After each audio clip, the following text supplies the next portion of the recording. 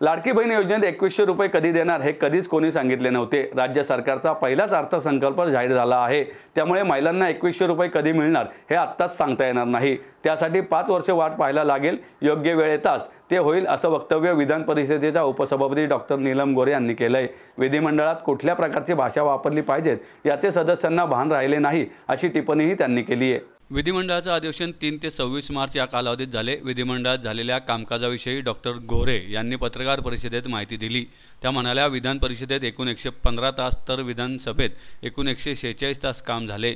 विविध विषयांवर प्रश्नोत्तरे चर्चा झाली। तसेच अहिल्याबाई होळकर जन्म त्रिशताब्दी महिला पंचदशक पूर्तीनिमित्त ठराव, राज्यघटनेला 75 वर्ष या विषयावर ठराव करण्यात आले। महिलांचे राजकीय सक्षमीकरण आवश्यक आहे, त्यासाठी काही जिल्ह्यात दौरा करून संबंधित विभागांच्या कामांचा आढावा घेणार असल्याचेही त्यांनी नमूद केलं। दरम्यान पुण्यातील शिवाजीनगरचे नामकरण छत्रपती शिवाजी महाराज नगर करण्याचे निर्देश मुख्यमंत्र्यांनी पुणे महापालिका आयुक्तांना दिले आहेत असे त्यांनी सांगितलं। स्त्रियांचं एक आहे की त्यांचा विश्वास असला तर तो विश्वास कायम असतो। त्याच्यामुळे त्यांनी काही एकनाथ शिंदेंनी मुख्यमंत्री जरी नसले तरी कुठे सारखं सांगितलेले सातत्याने की मला लाडका भाऊ हे म्हणून सुद्धा भूमिकेचं स्वतःला खूप समाधान आहे, अभिमान आहे। आणि आज ना उद्या पैसे दुसऱ्या पण मार्गाने त्यांना आर्थिक सक्षमीकरण करायचं असेल त्यांना मिळू शकतात असं मला वाटतं। हे सर्व प्रदीप काय झालंय, खूप म्हणजे विरोधी पक्षाचं जे खोटं नॅरेटिव्ह आहे की महिलांच्या मनात असेल, महिलांच्या मनात असेल, तेच तुमच्यावरती खूप त्याचा प्रभाव पडतो असं मला वाटतं। तुम्ही मगाशी बोलताना एक बोलला की महिलांना 2100 रुपये, लाडक्या बहिणींना 2100 रुपये देऊ असं सरकारने जाहीर केलं होतं। विधानसभेच्या माहितीने जाहीर केलं, पण कधी देऊ असं काही सांगितलं नव्हतं। पण त्याचा आता गैरवापर केला जातोय विरोधात। माझा प्रश्न असा आहे की 2100 रुपये मिळणार किती? आता 5 वर्ष वाट बघायला लागेल आपल्याला त्यासाठी। आताच कसं सांगणार, हा पहिला अर्थसंकल्प आहे। आता तुम्ही काय सांगताय, एक मूल आता पहिलीत आले त्याला सांगताय की 5वीतला पाढा तू कधी म्हणणार, म्हणतील जेव्हा योग्य वेळ येईल त्याला म्हणतील। ते असं इतकं ते हे नाहीये, काय म्हणायचं, आचारसंहितेत सापडणार नाही। ते म्हणतील एक दिवस उशिरा झाला की म्हणून आधीच त्यांनी देऊन टाकले ते वेळेवर, एकाच्या ऐवजी 2 हप्ते दिले, आचारसंहितेत मिळाले नाही तर पुढे कॉम्पेन्सेट केलं। त्यामुळे स्त्रियांना आता स्त्रिया शहाण्या झाल्या, त्याच्यावर तरी तुम्ही एकमत करा की त्यांना जो कोण आपल्या बरोबर उभा राहिला त्याच्यात त्यांनी वोटिंग केलेले, शोधून वोटिंग केलं, नाहीतर मग लोकसभेच्या निकाल एवढे विधानसभेत बदललेच गेले नसते। पण माझं म्हणणं असं आहे की मी तुमच्यावर पूर्वी बोललेली आहे की त्यांच्या राजकीय सक्षमीकरण केलं पाहिजे असं माझं मत आहे। आणि त्या दृष्टीने आमचा सातत्याने महिलांच्या बरोबर, आता मी स्वतः एक दौरा सुरू करणार आहे दर महिन्यामध्ये 6 जिल्हे असं करून मी पुढच्या 6 महिन्यामध्ये काही जिल्ह्यांमध्ये जाऊन येणार आहे। तिथे लाडकी बहीण सन्मान योजना कार्यक्रम असं करून त्यांच्याशी संवाद साधणार आहे।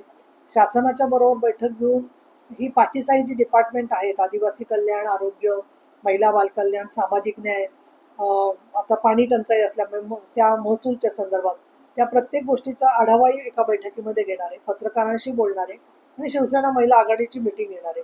तर जनजागृती सगळ्यांनीच केली पाहिजे असं मला वाटतं।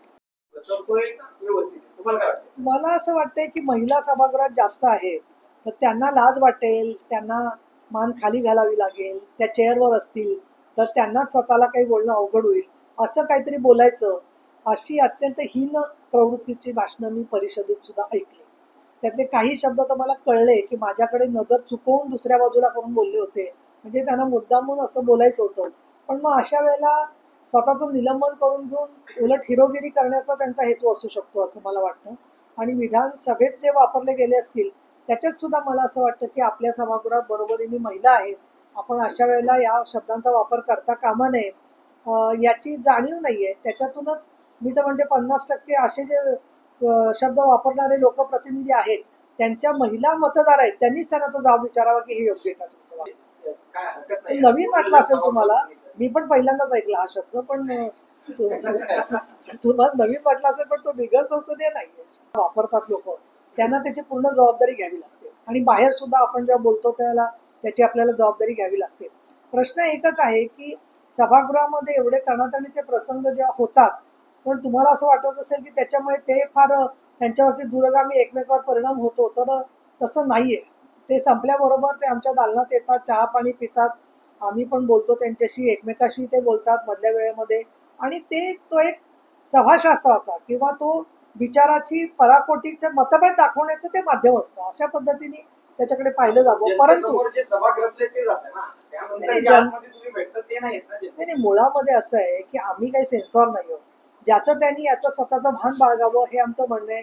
स्वतःची स्वतः जबाबदारी सांभाळावी, कारण ते लोकप्रतिनिधी म्हटल्यावरती तेवढी परिपक्वता त्यांच्यात आहे असं समाजाने गृहीत धरलेलं आहे. त्याच्यामध्ये जे हक्कभंगासाठी होऊ शकतं ना, कुठं एखाद्या आमदाराला वाटलं की बाबा ते दखलपात्र आहे तर ते होऊ शकतं असं नाही.